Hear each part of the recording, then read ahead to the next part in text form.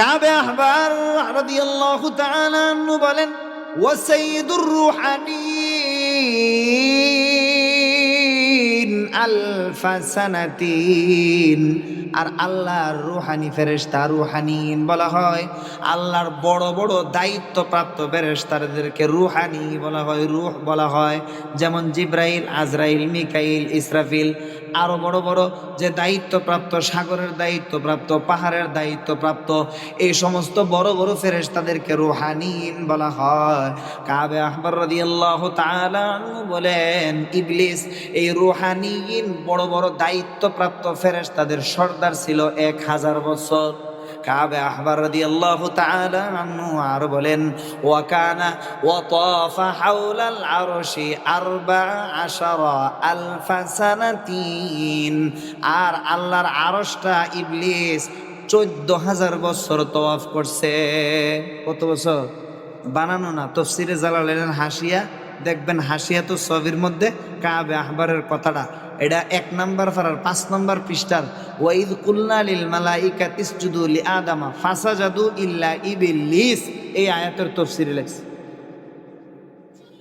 কাবে আহবার রাদিয়াল্লাহু তাআলা আনহু বলেন, তাইলে কত হাজার বছর হলো গুনেন। জান্নাতের খাজেন ছিল 40,000 বছর, যোগ করবেন। ফেরেশতাদের সোহবতে ছিল 80,000 বছর। ফেরেশতাদেরকে নসিহত করছে 20,000 বছর। আল্লাহর নৈকট্যভাজন ফেরেশতাদের সর্দার ছিল 30,000 বছর। আল্লাহর রুহানিন বড় বড় দায়িত্বপ্রাপ্ত ফেরেশতাদের সর্দার ছিল 1000 বছর। আর রব্বে কারিমের আরশটাকে তওয়াফ করছে 14,000 বছর। মিলাইলে 1,85,000 বছর বের হয়। কত বছর? 1,85,000 বছর শয়তান রব্বে কারিমের কাছে ছিল। ইবলিস রব্বে কারিমের কাছে ছিল। বুঝেন এবার কেমন আল্লাহর কাছে থাকে, আল্লাহর কাছে। আল্লাহু আকবার। কাবে আহবার আরো বলেন, ওয়া কানা ইসমুহু ফি সামাঈদ দুনিয়া আল আবেদ। শয়তানের প্রথম আসমানের লকব ছিল আবেদ। কি? শয়তানের প্রথম আসমানের লকব ছিল আবেদ। লকব মানে উপাধি, উপাধি, উপাধি। অর্থাৎ যে যে নামে প্রসিদ্ধ হয় তাকে ওই নামে ডাকা হয়। যেমন আমাদের এই বাংলাদেশের মধ্যে পীর সাহেব যে যে নামে প্রসিদ্ধ তাকে ওই নামে ডাকা হয়। যেমন হাফিজি হুজুরকে হাফিজি বলা হয়, অথচ ওনার নাম ছিল মোহাম্মদুল্লাহ। কি ছিলেন? মোহাম্মদুল্লাহ রাহিমাহুল্লাহ। কিন্তু ডাকা হয় হাফিজি হুজুর। কেন? সব সময় ঠোঁটটা লড়তো। কোরআন শরীফ 24 ঘন্টা পড়তে থাকতেন। মাছ, জিন্দা মাছ, জিন্দা মাছ যেরকম পানিতে ছাড়লে ঠোঁটটা সব সময় এরকম টিপ টিপ টিপ টিপ লড়তে থাকে, ঠিক তেমনি ভাবে হাফিজি হুজুরের ঠোঁটটাও সব সময় লড়তো। আল্লাহু আকবার। এই জন্য ওনাকে লকব দেওয়া অটোমেটিক আল্লাহর পক্ষ থেকে লকব হয়ে গেছে হাফিজি হুজুর। আল্লাহু আকবার। নাম কইলে চিনে না, হাফিজি হুজুর কইলে কি সবাই চিনে। আল্লাহু আকবার। পীরজি হুজুর নাম হয়েছে কিনা? পীরজি হুজুর কি হুজুর? পীরজি হুজুরের নাম কি কইতারেন? জানেনই না। আল্লাহু আকবার। পীরজি মানে পীরজি। মানুষ ডাকে না বাবাজি, কি ডাকে? বাবাজি ডাকে না, বাবাজি। ঠিক তেমনি ভাবে পীরজি হুজুরের নাম হয়েছে পীরজি। কারণ যে যে উনি পীর সাহেবে প্রসিদ্ধ ছিল, এই জন্য পীরজি হয়ে গেছে। তাহলে বোঝা যায় যে যে নামে যে যে কাজটা বেশি করে ওই নামে তার লকব হয়ে যায়, উপাধি হয়ে যায়। এবার বুঝেন শয়তান প্রথম আসমানে কি পরিমাণে ইবাদত করছে, যার কারণে শয়তানের নাম প্রথম আসমানে আবেদ হইছে। কি হইছে? আবেদ। আবেদ সবাই ডাকতো, সবাই আবেদ শাহ। ইবলিস শয়তান সবাই ডাকতো প্রথম আসমানে আবেদ শাহ, কেমন আছেন, একটু দোয়া দিয়া জানাম করে। আমগরে কি দিয়া যান? দোয়া দিয়া যান। কাবে আহবার রাদিয়াল্লাহু তাআলা আনহু বলেন, ওয়া কানা ইসমুহু ফি সামাঈদ দুনিয়া আল আবেদ। শয়তানের প্রথম আসমানের লুপ উপাধি ছিল আবেদ। ওয়া ফিস সামাঈস তানিয়াতি আয-যাহিদ। দ্বিতীয় আসমানে তার উপাধি ছিল জাহেদ, দুনিয়া বিমুখ। কি বিমুখ? কোনো পদের লোভ নাই, কোনো কিছুর লোভ নাই, দুনিয়া বিমুখ। এই শয়তানের কি পরিমাণ পরে ফজর লোভ হয়েছে দেখছেন নি, একটা সেজদা দিতে পারলো না। অথচ দ্বিতীয় আসমানে তার লকব হয়েছে কি জাহেদ, দুনিয়া বিমুখ। কি বিমুখ? মানে হুজুরের আর কোনো দুনিয়ার চাহিদা নাই, নারী গাড়ির বাড়ি গাড়ির কোনো কিছুর চাহিদা নাই। শয়তান এমন বিমুখ হয়ে গেছে, তার নাম দ্বিতীয় আসমানে হয়েছে জাহেদ। তৃতীয় আসমানে শয়তানের নাম হয়েছে আরেফ। কি? ওয়াকানা ফিস সামাই সালিসাতি আল আরেফ। শয়তানের তৃতীয় আসমানের নাম ছিল আরেফ। আরেফ মানে আল্লাহকে চিনলেওয়ালা, আল্লাহকে চিনলেওয়ালা, আল্লাহকে চিনেন। আল্লাহু আকবার।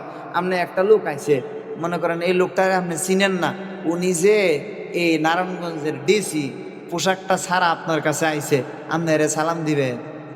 কথা কয় না কেন? আপনি তাকে চিনেন না, এই জন্য সালাম দেন নাই। কিন্তু পোশাকটা পিন্দা যদি আপনার কাছে আসে, তাহলে চেয়ারটা চাইরা বলবেন ডিসি সাহেব বসেন, ডিসি সাহেব বসেন। কারণ যে যাকে চিনে সে তাকে মানে, সম্মান করে। কথা বুঝেন নাই? শয়তান আল্লাহকে চিনে, এই উপাধি ছিল তার তৃতীয় আসমানে আরেফ। তৃতীয় আসমানে উপাধি ছিল কি? আরেফ। ওয়াফিস সামাইর রাবিআতি আল ওয়ালিয়্যু। চতুর্থ আসমানে শয়তানের উপাধি ছিল ওলি। কি ছিল? ওলি। ওলি। কত শয়তান আগে ওলি উপাধি হয়েছিল না, পরে ভাগছে। এখন কিসে ভাগছে? এরকম শয়তানের চতুর্থ আসমানে উপাধি ছিল ওলি। কি ছিল? ওলি। বুঝেননি? আল্লাহর দুস্থ বন্ধু সব ফেরেশতারা চতুর্থ আসমানে শয়তানরে ওলি ডাকতো। ওলি আসেন একটু, এভাবে সুন্দর করে ডাকতো। কাবে আহবার রাদিয়াল্লাহু তাআলা আনহু বলেন, ওয়াফিল খামিসাতি আত-তাকিয়্যু। পঞ্চম আসমানে শয়তানের উপাধি ছিল তাকি, মুত্তাকি। কি? পঞ্চম আসমানে শয়তানের উপাধি ছিল মুত্তাকি। কি ছিল? মুত্তাকি। মনে থাকবো নি উপাধিটি? পঞ্চম আসমানে শয়তানের উপাধি কি? মুত্তাকি। ষষ্ঠ আসমান, সপ্ত অর্থাৎ 6 নম্বর আসমানে শয়তানের উপাধি ছিল আল খাজেন। কি উপাধি ছিল? খাজেন মানে কি জানেন? কোষাধ্যক্ষ, কেশিয়ার সাপ। কিসা? কেশিয়ার সাপ। কেশিয়ার সাপের অনেক দাম না? কোষাধ্যক্ষ, খাদ্যমন্ত্রী। কি মন্ত্রী? খাদ্যমন্ত্রী, কোষাধ্যক্ষ। শয়তান ষষ্ঠম আসমানের শয়তানের নাম ছিল খাজেন। অর্থাৎ ফেরেশতারা শয়তানের কাছে গিয়ে সুপারিশ করতো, আল্লাহর কাছে একটু একটু কোয়েন তো, একটু সুপারিশ করেন তো আমগরে যেন আল্লাহ এটা এটা করে। আল্লাহ কি পাওয়ারটা আছেন তার। অফিস সামাই সাবিআতি আজাজিল। 7 নম্বর আসমানে শয়তানের উপাধি ছিল আজাজিল। কি জিল? আজাজিল অর্থ কি জানেননি? আজাজিল এটা ইব্রানি শব্দ, ইব্রানি শব্দ। আজিজ আর ইল দুইটা মিল্লা আজাজিল।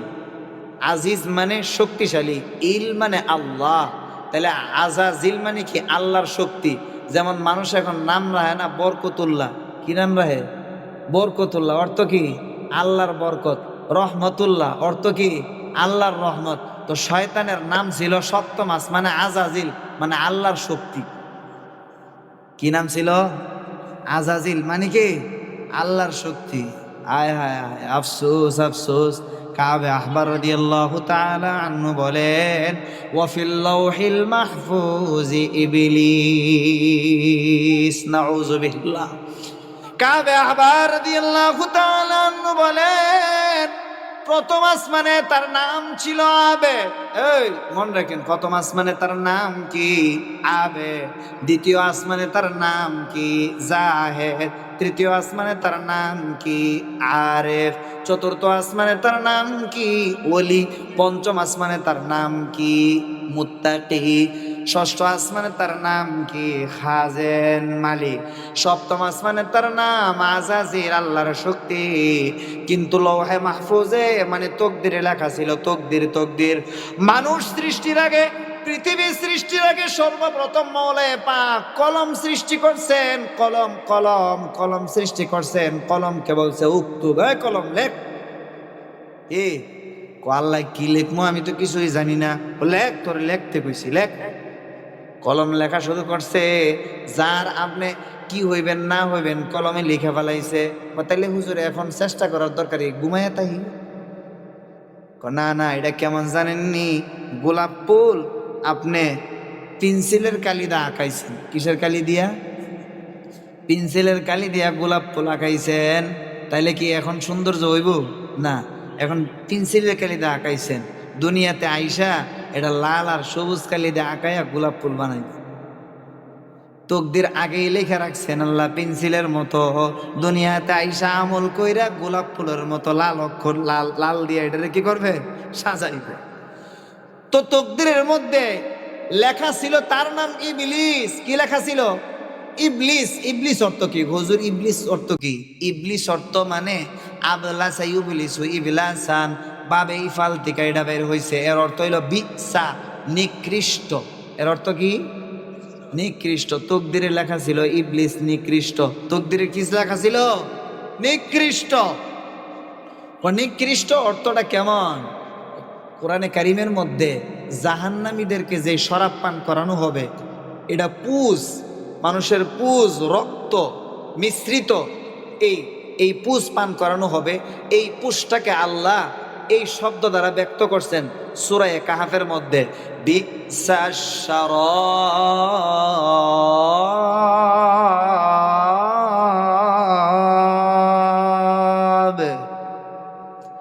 কতই না নিন্দনীয়, কতই না খারাপ জাহান্নামীদের শরাব, কতই না খারাপ জাহান্নামীদের শরাব, কতই না খারাপ। ওই শব্দটা শয়তানের নামে আল্লাহ প্রয়োগ করছেন। ইবলিস মানে বিসা, সবচাইতে নিকৃষ্ট। অর্থাৎ জগতের মধ্যে আল্লাহ ব্যতীত যত প্রাণী, যত মাখলুক আছে, সব মাখলুক থেকে নিকৃষ্ট হলো শয়তান। সব মাখলুক থেকে নিকৃষ্ট কি? শয়তান। কারণ শয়তান ভিতরে, শয়তানের 5টা আইনের মধ্যে 4টা আইন ছিল, 5 নম্বর আইনটা ছিল না। কি ছিল না? হুজুর শয়তান এত কিছু থাইকা তো গুম রইল কি লিগা? শোনেন এবার, এটা হলো আসল কথা, এটা হলো আমার আলোচ্য বিষয়। গুম রইল কেন? হুজুর গুমরা হওয়ার কারণ হলো শয়তানের মধ্যে 4টা আইন ছিল, 5 নম্বর আইনটা ছিল না। 1 নম্বর আইন আলেম, 1 নম্বর আইন আবেদ। 1 নম্বর আইন কি? আবেদ বলতে গেলে শুরুর অক্ষর কি লাগে? আইন। কথা কই না। আবেদ বলতে গেলে শুরুর অক্ষর কি লাগে? আইন লাগে। আরেফ বলতে গেলে শুরুর অক্ষর কি লাগে? আইন লাগে। আলেম বলতে গেলে শুরুর অক্ষর কি লাগে? আইন লাগে। আকেল বলতে গেলে শুরুর অক্ষর কি লাগে? আইন লাগে। আশেক বলতে গেলে শুরুর অক্ষর কি লাগে? আইন লাগে। শয়তানের আবেদের আইনও ছিল, শয়তানের আরেফের আইনও ছিল, শয়তানের আলেমের আইনও ছিল, শয়তানের আকেলের আইনও ছিল, কিন্তু শয়তানের আশেকের আইন ছিল না। ভিতরে এশক আসিন না, মোহাব্বত আসিন না। শয়তান কেমন আবেদ? এমন কোন জায়গা নাই যেখানে শয়তানের সেজদা পড়ে নাই। একটু আগে আমরা জানলাম প্রথম আসমানে শয়তানের লকব ছিল কি? আবেদ। এরপরে শয়তানের লকব হইছে না আরেফ। তাহলে শয়তান আল্লাহকে চিনতো। আল্লাহকে কি চিনত? শয়তানে আবার আলেমও। হুজুর আলেম কেমনে? ওইটা জানেন না? আদম আলাইহিস সালাম থেকে রাসূলুল্লাহ সাল্লাল্লাহু আলাইহি ওয়াসাল্লাম পর্যন্ত যত নবীর যত মাসালা আছেন, সব মাসলা শয়তানের মুখস্থ। সব মাসলা শয়তানের কি? উদাহরণস্বরূপ মনে করেন আপনাকে এই মিজমিজির মধ্যে, পাইনাদির মধ্যে দালাল আসেনি? দালাল, জায়গার দালাল আসেনি? কোন দালাল? জাল দালাল। কি দালাল? যারা জাগা জমিন জাল করে, যারা জাগা জমিনের দলিল জাল করে। কন্ত দেখি যারা জাগা জমিনের দলিল জাল করে এরা বুঝ জানা না বুঝিয়া? কথা কয় না। তারা বুঝ জানা না বুঝিয়া ফাঁক ফকুর বুঝে কোন নাম্বারে কোনটা ঢুকাইলে ভেজাল হইব, কোন নাম্বারে কোনটা ঢুকালে ভেজাল হইব না বুঝা কিন্তু আপনি জাল দলিল করতে পারবেন না, ধরা খাইয়ে যাইবেন। শয়তানে যে মাছলার মধ্যে ফেস লাগায়, মাছলা মুখস্থ, ইল্লেগা ফেস লাগায়। কথা বুঝেন নাই? নারী পুরুষের মধ্যে ঝগড়া লাগাইয়া স্বামীর মুখ দিয়ে এমন কথা বের করে, মাছটা তো মুখস্থ, এমনে তাহলে তোর বউ আজীবনের লাগি তালাক হয়ে যাবে গা। কিছুক্ষণ পরে আবার আয়া করবো হুজুরের কাছে, হুজুর একটু মিলাইয়া দেন না, হুজুর একটু মিলাইয়া দেন। এটা কি মিয়া ফাইটটা গেছে, কাপড় ছিঁড়া গেছে, সুফার গোলাটা দিয়ে মিলাই দিব হুজুরে? এটা তো এমন না। কারণ শয়তানের মাছলা কি মুখস্থ। মনে রাখবেন, রাগ আর জ্বর দুইটা এক জিনিস। রাগ আর জ্বর, ঝড় ঝড় ঝড়, রাগ আর তুফান তুফান। রাগ আর ঝড় এক জিনিস। ঝড় যখন বয়ে যায়, দরজা জানালা লাগায়া ভিতরে সুবহানাল্লাহ সুবহানাল্লাহ লা ইলাহা ইল্লা আনতা সুবহানাকা ইন্নী কুনতু মিনাজ জালিমিন, টিভি টাবি নাটক ফাটক যা আছে সব বন্ধ করে দিয়ে আল্লাহরে ডাহেনি। বিল্ডিং এর জানালা মট মট মট মট করতেছে, আল্লাহরে ডাহে লা ইলাহা ইল্লা আনতা সুবহানাকা ইন্নী কুনতু মিনাজ জালিমিন। জোরে জোরে জোরে জোরে করে, বেশি করে টিনের ঘর যারা আছে সুবহানাল্লাহ এরা আরো বেশি করে। রাগ আর ঝড় দুইটা এক জিনিস। ঝড় আর রাগ থামলে বোঝা যায় ঝড়ে কি ক্ষতি হয়েছে, গাছপালা কি পরিমাণ ছিঁড়ে ফিরাল হয়ে গেছে। রাগ থামলেও বোঝা যায় কি যে সর্বনাশ করছি। রাগ থামলেও বোঝা যায় কি যে সর্বনাশ করছি। হুজুর বুঝি নাই, রাগের মাথায় বউরে 3 কথা কইছে। বেটা রাগের মাথায় তো কয়, বউরে সুমা দিয়া মানছি 3 কথা কয়। 3 কথা তো রাগের মাথায় কইব। সুতরাং 3 কথা কইলে কি হয়ে যাব? তালাক হয়ে যাবে। শয়তানের মাসলা কিন্তু মুখস্থ।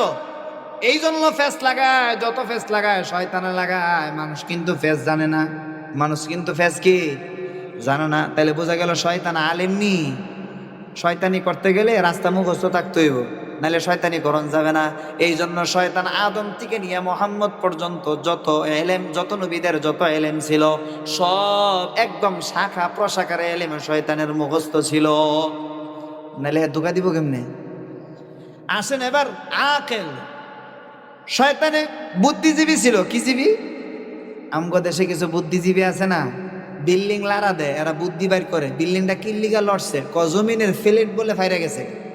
ছাগল কি ফাইরে গেছে? জমিনের ফ্লেট বলে ফাইরে গেছে। এটা আস্তা মারা ছাগল। মানুষ যাও একটু বইটই ফাইতো, আল্লাহরে নামাজ পড়তো। জমিনের ফ্লেট যখন ফাটছে ওইটা জমিনের কারণে হয়েছে, আমার নামাজের কারণে তো হয় নাই। নামাজ আগেও পড়ি নাই, এখনো পড়তাম না, উপকাটা নম্বই। কথা বুঝছেন? এটা বুদ্ধিজীবী। এটা কি? এটা বুদ্ধিজীবী। এটা বুদ্ধি বাইর করে। জমিন বিল্ডিং কিনলে গেল রে, আর তার খায়া কাম নাই। মানুষ যাও একটু বইটই ফাইয়া বিরিটি সিগারেট ছাড়ছিল, পেপার পত্রিকায় যখন দেখে যে নরসিংদীর দিকে ফাড়া ধরছে। কি ধরছে? নরসিংদীর দিকে ফাড়া ধরছে, ঢাকা পর্যন্ত আইছে। এটা কোনো সমস্যা নেই, ঝুঁকিমুক্ত। এন হ্যাঁ আগের থেকে আরো কি বেশি বিড়ি টানে। আগে একটা টানতো, এন বেরি 2টা টানে, ঝুঁকিমুক্ত। এখন কি হয়ে গেছে? শয়তানের এরকম বুদ্ধিজীবী আছেন। কেমন বুদ্ধিজীবী? আল্লাহ রাব্বুল আলামিন আদম আলাইহিস সালামকে বানাইছেন কি দিয়া? মাটি দিয়া। কি দিয়া? মিনহা খালাকনাকুম ওয়া ফিহা নুঈদুকুম ওয়া মিনহা নুখরিজুকুম তারাতান উখরা। আমি মানুষকে সৃষ্টি করছি মাটি দিয়া। কি দিয়া? মাটি দিয়া।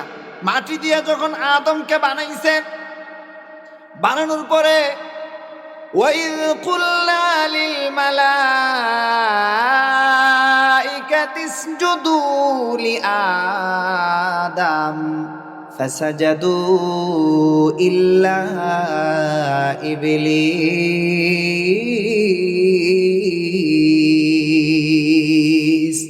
আল্লাহ বলেন, আমি যখন আদেশ করলাম সবাইকে আদমকে সেজদা করার জন্য, সবাই এক বাক্যে মাথা পেতে মেনে নিয়েছে, সবাই সেজদা করছে। ইবলিস মাথা উঁচা করে খাড়াই রইছে। বুদ্ধিজীবী। কি জীবী? বুদ্ধিজীবী। মাথা উঁচা করে দাঁড়ায় রইছে। আল্লাহ জিগে, কিরে মাথা উঁচা কা, সেজদা করস না? আমি তোরে আদেশ করলাম। আল্লাহ শুনেন, বুদ্ধি খাটাইতেছে। কি খাটায়? কি খাটায়? খলাকতানি মিন নারিন ওয়া খালাকতাহু মিন তিন। খলাকতানি মিন নারিন ওয়া খালাকতাহু মিন তিন। আল্লাহ, আপনি আমাকে আগুন দ্বারা বানাইছেন, আগুনের আকর্ষণ হইল উপরের দিকে। আর আদমকে জমিন দ্বারা বানাইছেন, মাটি দ্বারা বানাইছেন, মাটির আকর্ষণ নিচের দিকে। মাটিরে ফালাইলে নিচের দিকে যায়, আগুন ধরাইলে উপর দিকে উঠে। তাহলে যে ধাতুর আকর্ষণ উপরের দিকে, ওই ধাতু দিয়া তৈরি যেই মাখলুকটা, ওই মাখলুকের সামনে মাথা নত করতে পারে না। যেই মাখলুকটা ওই ধাতু দ্বারা তৈরি, যেই ধাতুর আকর্ষণ নিচের দিকে, তার মানে আদমরে সেজদা করন যাইত না। এটাই তো বুদ্ধি বেরিল। এটাই কি বেরিয়েছে? আচ্ছা কোন দিয়ে এর বুদ্ধিটা যুক্তিটা মিলছে নি? মিলছে। আরে মিয়া যুক্তি মিলছে, কিন্তু যুক্তিতে তো মুক্তি নাই। যুক্তিতে কি নাই? যদি যুক্তিতে মুক্তি থাকতো তাহলে ফজরের নামাজ এর সংখ্যা ঠান্ডা থাকে, আর গরমের সময় খুব গরম থাকে, জোহরের নামাজ 2 রাকাত দিলে হইলে আল্লাহ। যদি যুক্তি ঠিক না? জোহরের নামাজ এত গরম 2 রাকাত পড়লেও আগে 4 রাকাত সুন্নত, পরে আবার 2 রাকাত সুন্নত, ফজরের তো বালা আগে 2 রাকাত, পরে আবার 2 রাকাত ফরজ, ঠাস ঠাস শেষ হয়ে যায়। অথচ ফজরের সময় নামাজ পড়তে মজা লাগে, এই সময় রাকাত কয়টা বাড়ায় এনে দিব। তাহলে যুক্তিতে কি নাই? মুক্তি নাই। আসেন, চামড়ার মোজা যারা পরেন মাছে করেন নিচে না উপরে? কথা কন। মানে কইতে কারণ হুজুর চামড়ার মোজা কি পরি নাকি? আমগো তেমন শীত হই নামে না। চামড়ার মোজার মধ্যে মাছে করে উপরে, কোথায়? অথচ ময়লা লাগে কোথায়? নিচে। আকলে কয় নিচে মাছে করব, উপরে কেন? যুক্তিতে কি নাই? মুক্তি নাই। শয়তান তো আকেল, এতে বুদ্ধিজীবী, বুদ্ধি ফেস করছে, বুদ্ধিতেও 1 নম্বর আছেন। আল্লাহ কয় তোর বুদ্ধি তোর মাথা রাখ, বুদ্ধি রাখ, তোর ভিতরে আমার মোহাব্বত নাই কি নাই?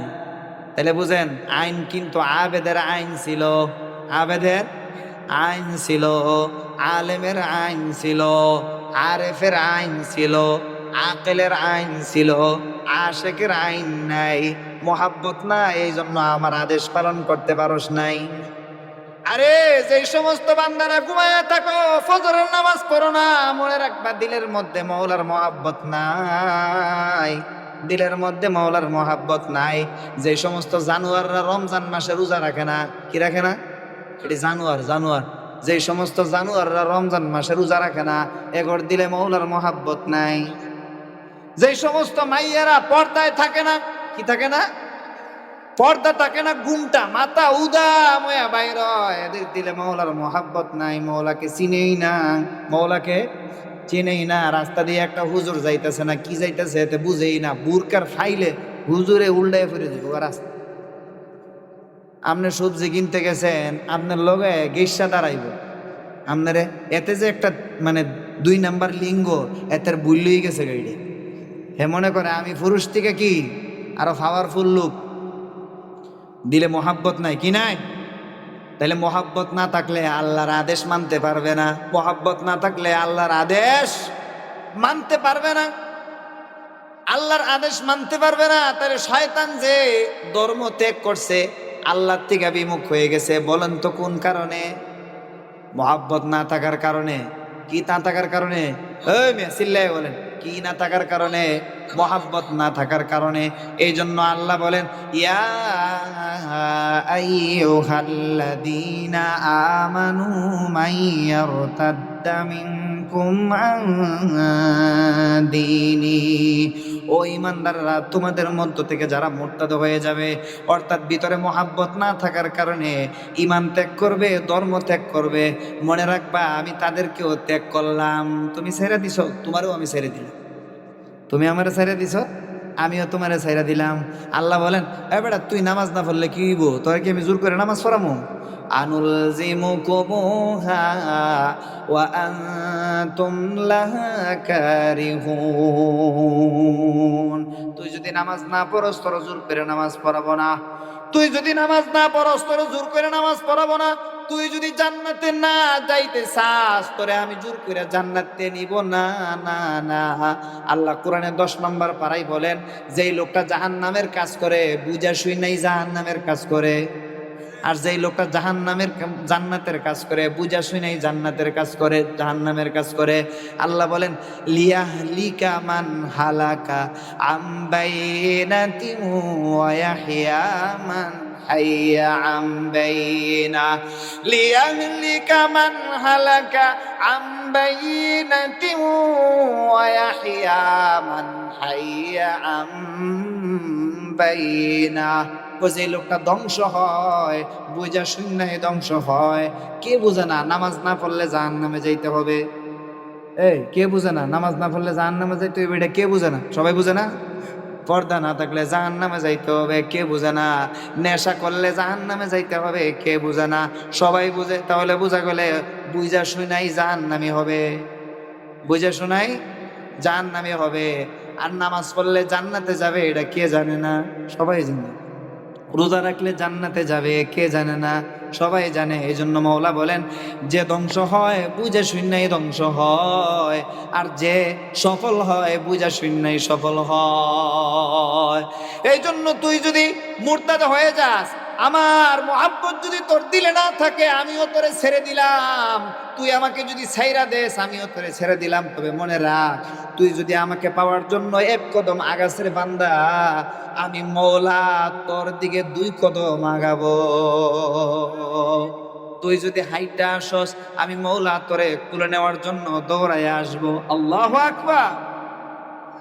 তুই যদি দৌড়ে আসস, আমি আরো কাছে আসব। আল্লাহ বলেন, ওয়া নাহনু আকরাবু ইলাইহি মিন হাবলিল ওয়ারিদ।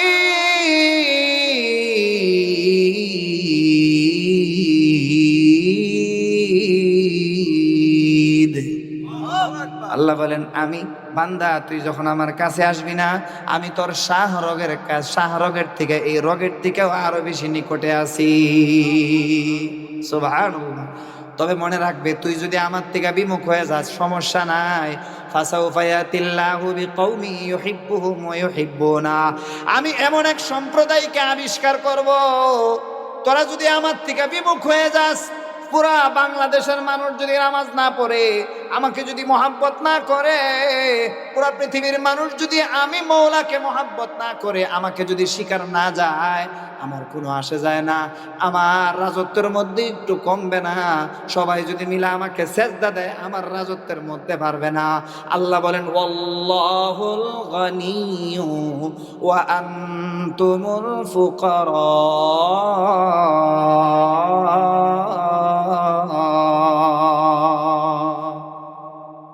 আরেক আয়াতে আল্লাহ বলেন, ওয়াল্লাহু গনিয়্যুন হামিদ।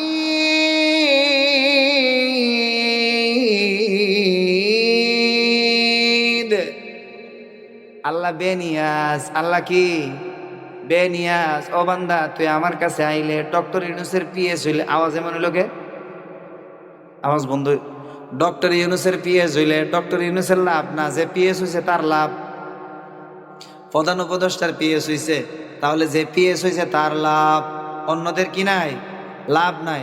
সুতরাং আমি যদি আল্লাহর গোলাম হইতে পারি, তাহলে আমার লাভ, আল্লাহর লাভ নাই। কার লাভ নাই? আল্লাহর লাভ নাই।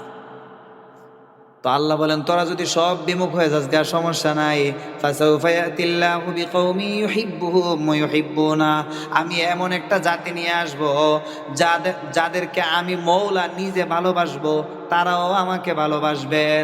অর্থাৎ তারা আমার প্রিয়জন হবে এবং তারা আমার প্রেমিক হবে। তাহলে কয়টা? যাকে ভালোবাসে তাকে বলা হয় কি? প্রিয়জন। আর যে ভালোবাসে তাকে বলে কি? প্রেমিক। কথা বুঝে নাই?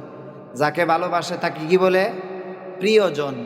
আর যে ভালোবাসে তাকে কি বলে? প্রেমিক।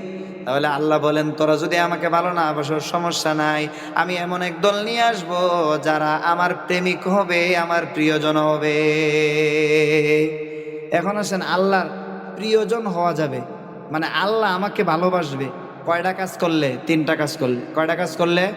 3টা কাজ করলে আল্লাহর প্রিয়জন হওয়া যাবে। এই জন্য 3টা কাজ করে আল্লাহর প্রিয়জন হইতে রাজি আছি কে কে? আল্লাহ আমাদের সবাইকে তৌফিক দান করে। 1 নাম্বার তওবা করা। 1 নাম্বার কি করা? তওবা করলে আল্লাহ নিজে ভালোবাসবেন। আল্লাহ নিজে, আমি তোরে ভালোবাসবো। মনে করেন একজন প্রেমিক প্রেমিকাকে সে ভালোবাসতে চায় আর কি, অনেক সুন্দর, বন্ধু বান্ধবদেরকে কয় অনেক সুন্দরী মেয়েটারে আমি ভালোবাসতে চাই। কথা বুঝাইছে? কিন্তু এই মেয়ে যে হেরে ভালোবাসে, এতে টের পায় নাই। এখন বন্ধু আয়া কইতেছে, তুই জানোস না তুই হেরে ভালোবাসতে চাস, হে তো তোরে ভালোবাসতে চা। তাহলে কন্ত দিকে খুশি হইব কিনা? আরে খুশিতে 8 খান হয়ে যাব মিয়া, খালি খুশি নি, খুশিতে 8 খান বাগ বাগ হয়ে যাবে। কারণ আমি তো তারে চাই, এখন সেও তো আমারে চায়। আরে আল্লাহকে তো সবাই চায়, আল্লাহকে তো সবাই চায়। ওই আল্লাহ যদি আমাকে চায় তাহলে কেমন হবে? আল্লাহ বলেন 3টা কাজ করবা বান্দা, আমি তোমাকে চাবো। আল্লাহু আকবার। কি কাজ? 1 নাম্বার তওবা করা। 1 নাম্বার কি করা? আল্লাহ কোরআনে বলছেন 222, অর্থাৎ 222, 222 নম্বর আয়াত আল্লাহ বলেন ইন্নাল্লাহা ইউহিব্বুত তাওয়াবিনা ওয়া ইউহিব্বুল মুতাতাহহিরিন। নিশ্চয়ই আল্লাহ তওবাকারীকে ভালোবাসেন। তাহলে দুইটা, এক নাম্বার গেল। 2 নাম্বার যে তাকওয়া অবলম্বন করে, আল্লাহর ভয়ে গুনাহ ছাইরা দেয়, আল্লাহ তাকেও ভালোবাসেন। ইন্নাল্লাহা ইউহিব্বুল মুত্তাকিন, আল্লাহ তাকেও কি বাসেন, ভালোবাসেন। আরে 1 নাম্বার কি কইলাম? তওবা। 2 নাম্বার কি? তাকওয়া। 3 নাম্বার সুন্নতের উপর আমল করলে, কি করলে? আল্লাহ নিজে বলেন কুল ইন কুনতুম তুহিব্বুনাল্লাহা ফাত্তাবিউনি ইউহিব্বুকুমুল্লাহ।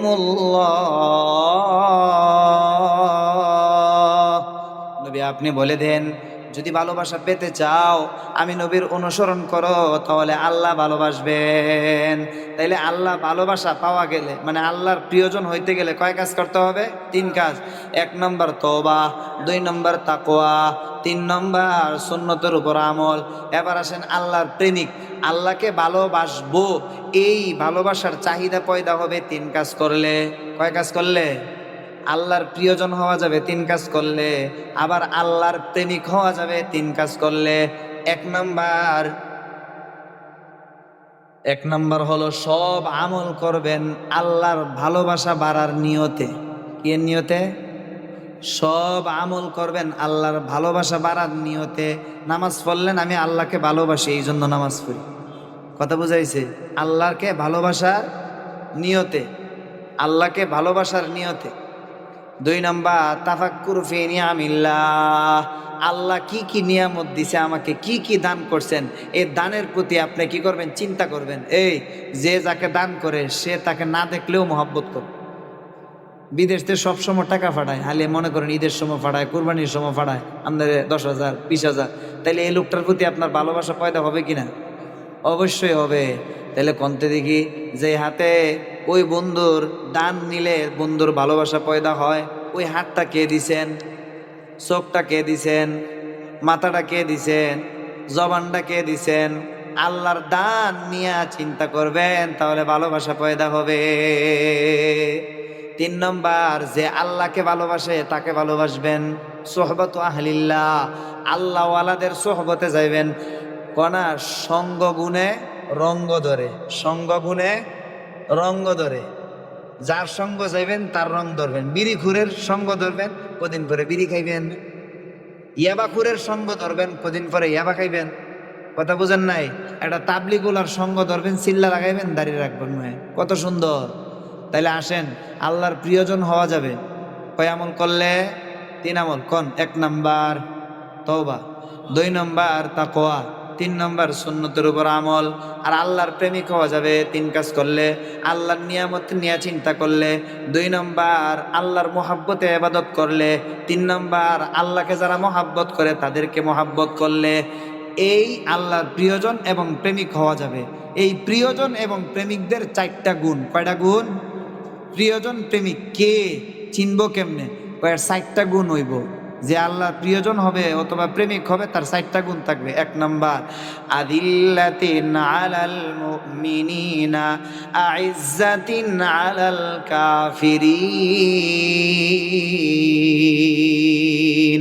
1 নাম্বার মুমিনদের ব্যাপারে নরম থাকবে। কি থাকবে? নমনীয় ভাব থাকবে। মুমিনদের ব্যাপারে কখনো গরম হবে না, মুমিনকে মাফ করে দিবে। আর কাফেরদের বেঈমানদের ব্যাপারে গরম হবে। নবীর দুশমনদের ব্যাপারে হুঙ্কার দিবে। কি দিবে? নবীর দুশমনদের বিরুদ্ধে হুঙ্কার দিবে। নবীর নবুয়ত নিয়ে যারা টানাটানি করবে তাদের বিরুদ্ধে হুঙ্কার দিবে, কঠিন হয়ে যাবে। এই 2 নম্বর গুণ। 3 নম্বর গুণ ইউজাহিদুনা ফি সাবিলিল্লাহ,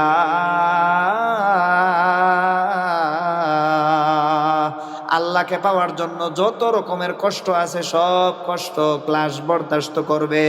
4 নম্বর আল্লাহকে পাওয়ার জন্য কষ্ট করতে গিয়া যারা তিরস্কার করবে, ওয়ালা ইয়াখাফুনা লাউমাতা লাইম, তাদের তিরস্কার কোনো ভ্রুক্ষেপ করবে না। তাহলে আসেন আল্লাহকে মহাব্বত করতে হবে। যদি মহাব্বত না থাকে তাহলে সে মুরতাদ হয়ে যাওয়ার কি আছে? আশঙ্কা আছে। উদাহরণ দিলাম শয়তানের। আর যদি মুরতাদ হয়ে যায় সমস্যা নাই, আল্লাহ এমন লোক আবিষ্কার তৈরি করবেন যারা আল্লাহর প্রিয়জন হবে, প্রেমিক হবে। সুতরাং আমরা অন্য কোনো দল তৈরি করার দরকার নাই, আমরা আল্লাহর প্রেমিক হব এবং প্রিয়জন হব। 3 কাজ করলে প্রিয়জন হওয়া যাবে: তওবা, তাকওয়া, সুন্নতের উপর আমল। আর প্রেমিক হওয়া যাবে 3 কাজ করলে: আল্লাহর নিয়ামত নিয়ে চিন্তা, আল্লাহর মহাব্বত বাড়ার নিয়তে ইবাদত। আর যারা আল্লাহকে মহাব্বত করে, মাদ্রাসা এবং আলেম ওলামা, তাদেরকে মহাব্বত করবেন। চিনব কেমনে প্রেমিক আর প্রিয়জন হইছে কিনা? 4টা গুণ পয়দা হবে। মুমিনদের ব্যাপারে নমনীয় হবে, কাফেরদের ব্যাপারে হুঙ্কার দিবে, শক্তিশালী হবে। 3 নম্বর, আল্লাহকে পাওয়ার জন্য ভোর রাত্রে ওইটা কষ্টেও সে নামাজ পড়তে কি হবে? রাজি হবে। দাড়ি রাখবে, কাউকে কোনো সে পড়ুয়া করবে না। বিবি না কে দাড়ি রাখছস কে রে, কিরে লুমের মতো দেখা যায়, দাড়ি রাখছস কা, এরকম কাউকে কোনো পড়ুয়া করবে না। এই 4টা গুণ পয়দা হবে। রব্বে কারিম আমাদের সবাইকে আল্লাহর প্রিয়জন এবং প্রেমিক হয়ে 4 গুণ অর্জন করার তৌফিক দান করেন। ওয়া আখিরু দাওয়ানা আনিল হামদুলিল্লাহি রাব্বিল আলামিন।